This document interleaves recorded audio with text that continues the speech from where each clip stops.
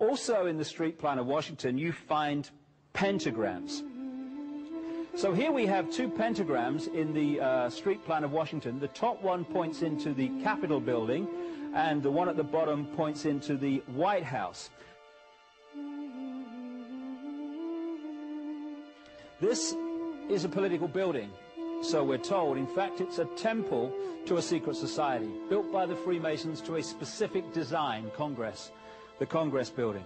Where did it get its name from? Capitol Hill, from a sacred place of the Roman Brotherhood going way back called Capitoline Hill. And when Madeleine Albright, high priestess of this brotherhood, became Secretary of State, and she went across on her first overseas visit to Europe, she actually went to Rome and made an official visit.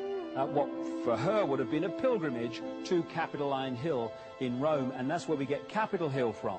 This is George Washington. In the last century, they decided they didn't have a decent statue of George, so instead of getting an American to produce one, they ordered it from Italy, from Florence. And when it arrived on the dockside, people were staggered, because here was George, the first president of the United States, depicted naked from the waist up with this cloth over his Bill Clinton's, and then pointing up one arm, pointing down the other. What's going on?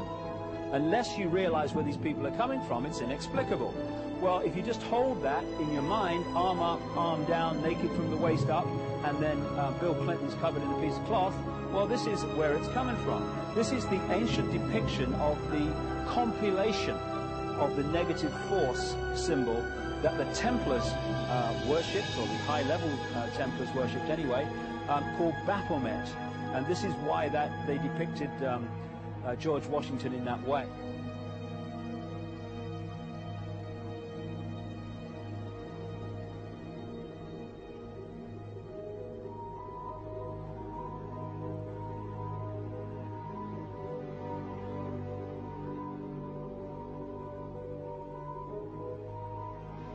What has come to light is that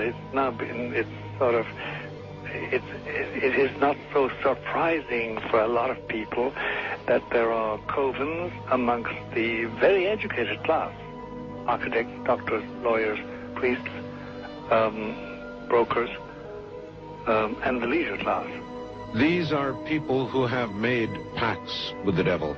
That's right. It's really the best, the more accurate way of describing it would be that they have indulged themselves in the worship of the goat, of the prince, of the serpent, of Satan, of Lucifer, and they lead perfectly normal lives. They're jewel merchants. They travel. They're prominent in their own way, but they do have this indulgence. Father, here's a part of that I can never understand. That has never made sense to me, and that is, if somebody were to make a pact with the devil, then obviously the implication is if the devil is there to make a pact with them, to make a deal, to make their life, their short mortal life on earth, pleasurable, with money or women or travel, or more interesting, whatever it is they want.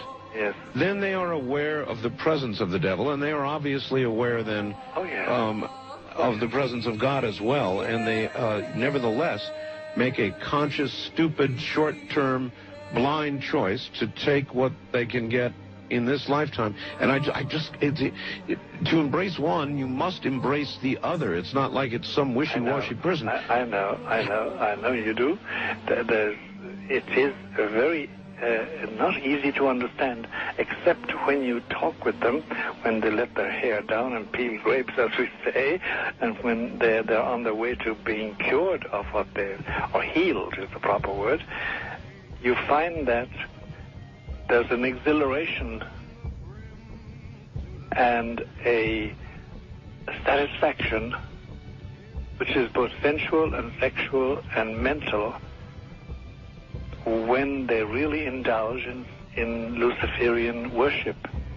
There is a peculiar exhilaration. Like a drug, then? Yes, it's a peculiar exhilaration. And of course, the godly instincts in us all, the angelic in us all, because we all have something angelic and something godly, besides everything else, a lot of other negative things, that is quenched. And you find in them a horror of anything what we call sacred and holy, or sacrosanct, or the idea of the idea of the sacred, of the awesome.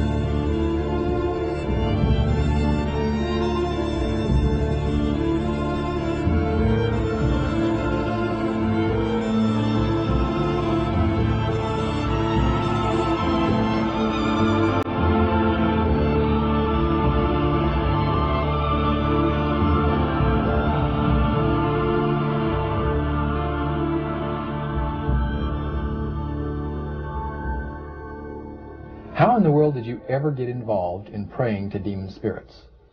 A fellow that had been on a particular ship with me, he told me, "Hey, I got something fantastic to tell you."